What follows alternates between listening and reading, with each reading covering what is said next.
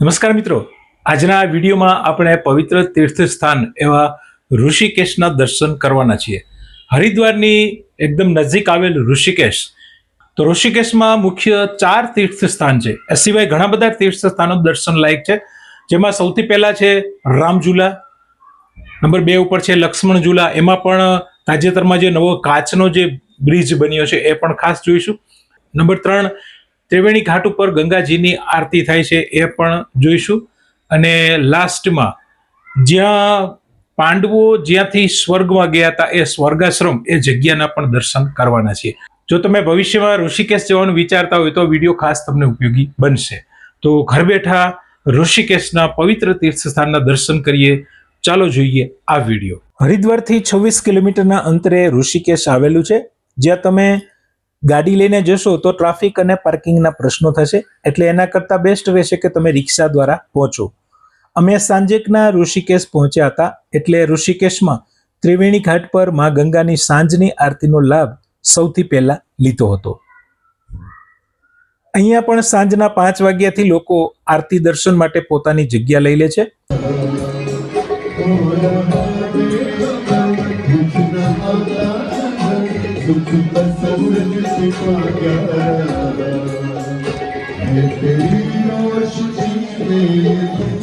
સામાકાંઠે પણ એટલી જ ભીડ તમે જોઈ શકશો. અહીંયા નદી ઓળંગીને સામે કાંઠે જઈ શકાય છે. ગોઠણ જેટલું પાણી અહીંયા છે.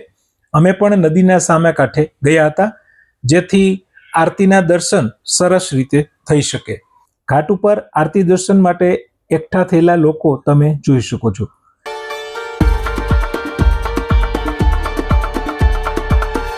હવે આરતી શરૂ થઈ ગઈ છે.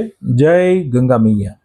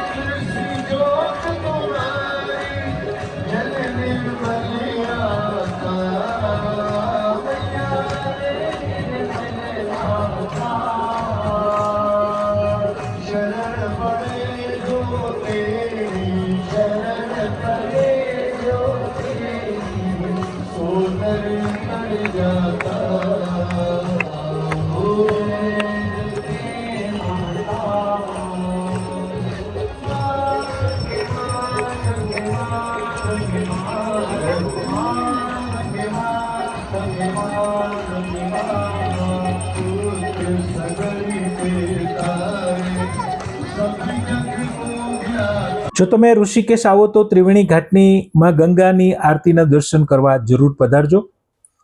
રામઝુલા. તો હવે આપણે રામઝુલા પહોંચી ગયા છીએ. આ પુલનું નામ ભગવાન શ્રીરામના નામ ઉપરથી પાડવામાં આવ્યું છે. 1986માં બનેલ આ રામઝુલાની આશરે 650 ફૂટ લંબાઈ છે. આનું જૂનું નામ શિવાનંદ ઝુલા છે. અહીંથી તમે હિમાલયની પર્વતમાળા જોઈ શકો છો. રામઝુલા ઉપર વધારે લોકોની ભીડ હોય તો એ પુલ ઝૂલતો હોય એવું લાગશે. ઋષિકેશને વિશ્વની યોગ રાજધાની પણ કહેવામાં આવે છે. અહીં દર વર્ષે લાખો શ્રદ્ધાળુઓ અને વિદેશી પ્રવાસીઓ માત્ર આ પુલ જોવા જ નહીં, પણ આધ્યાત્મિક શાંતિની શોધમાં આવે છે. ઋષિકેશમાં કરેલ યોગ સાધના અને ગંગામાં મારેલ ડૂબકી આત્માને મોક્ષની વધુ નજીક લઈ જાય છે. ઋષિકેશમાં રાફ્ટિંગ ફેમસ છે. 600 રૂપિયાથી એનો ચાર્જ શરૂ થાય છે. કેમ્પ સાઇટમાં તમે બંજી જમ્પિંગ પણ કરી શકો છો.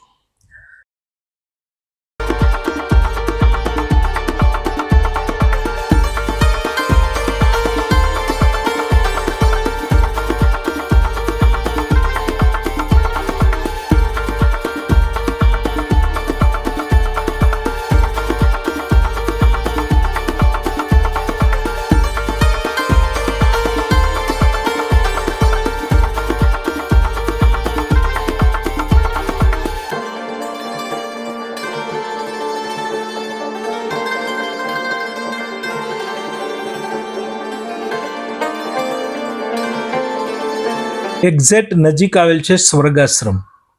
મહાભારતના યુદ્ધ પછી ભવિષ્યવાણી થઈ હતી કે પાંડવો તમે હિમાલયમાં જઈને સ્ફટિકની પૂજા કરો. ત્યાર પછી અહીંયા પાંડવોએ ગંગાજીમાં સ્નાન કરી અને આગળની યાત્રા શરૂ કરીને પાંડવો સ્વર્ગમાં ગયા હતા. કાલી કમલીવાલે બાબાનું અહીંયા મંદિર છે. એની જ બાજુમાં ગીતા મંદિર છે. અહીંયા કેમ્પસમાં એક રુદ્રાક્ષનું ઝાડ છે જે તમે જોઈ શકો છો. આમ તો બજારમાં ઘણા રુદ્રાક્ષ જોવા મળે છે, એમાંથી સૌથી દુર્લભ હોય તો એ છે એકમુખી રુદ્રાક્ષ. જે રુદ્રાક્ષના ઝાડમાં 12 વર્ષે એક જ વાર એક ફળ આવે છે. શાસ્ત્રોમાં કહેવાયું છે કે ભગવાન શંકર એક વખત સમગ્ર સૃષ્ટિના કલ્યાણ માટે હજારો વર્ષ સુધી ઘોર તપસ્યામાં લીન રહ્યા. જ્યારે એમણે આ તપસ્યા પૂરી કરી અને પોતાની આંખો ખોલી ત્યારે જીવ માત્રના દુઃખ અને કલ્યાણની ભાવનાથી એની આંખોમાંથી આંસુઓ ટપક્યા. આ પવિત્ર આંસુઓ પૃથ્વી પર જ્યાં જ્યાં પડ્યા ત્યાં રુદ્રાક્ષના ઝાડ ઉગી નીકળ્યા.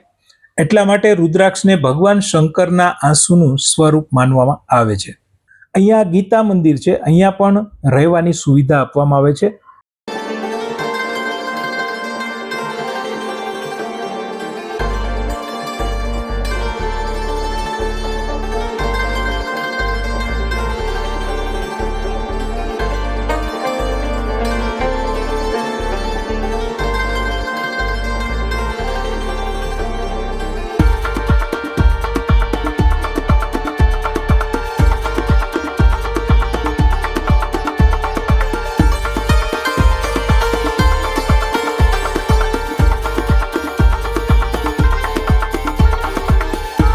હવે આપણે લક્ષ્મણ ઝૂલા જોવા માટે જઈએ છીએ.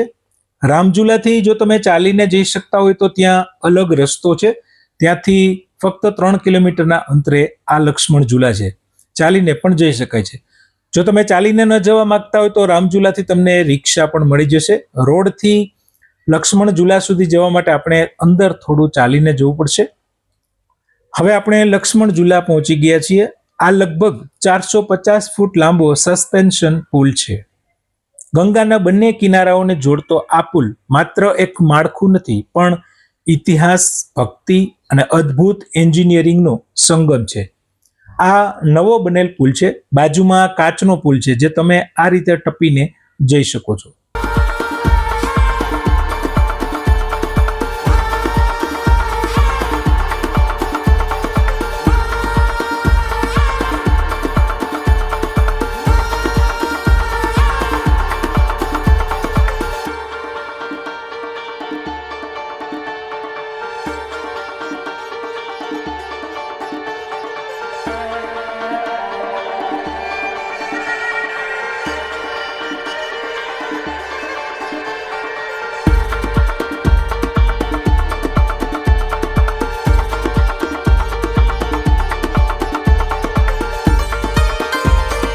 નીચે તમે જે જુઓ છો એ જૂનો પુલ છે જે 1939માં બનાવેલો હતો.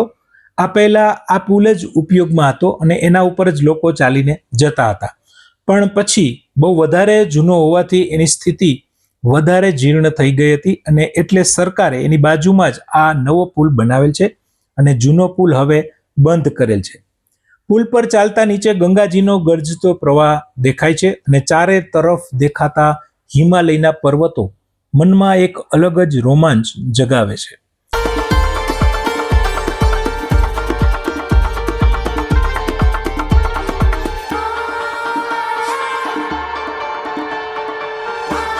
અહીંયા પુલ ઉપર સૌ કોઈના હાથમાં મોબાઈલ તમને જોવા મળશે અને સૌ કોઈ સેલ્ફી લેતા કે ફોટો પાડતા જોવા મળશે. કેટલાક રીલ્સ બનાવતા પણ જોવા મળશે. નીચે રાફ્ટિંગની મજા લેતા લોકો પણ તમને જોવા મળશે.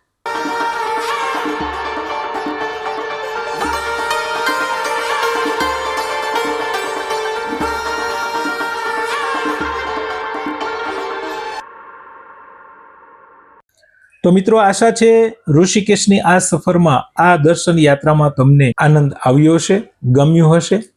અને જો તમે પણ ઋષિકેશ આવવાના હોય તો વિડીયો ખાસ તમને ઉપયોગી બનશે.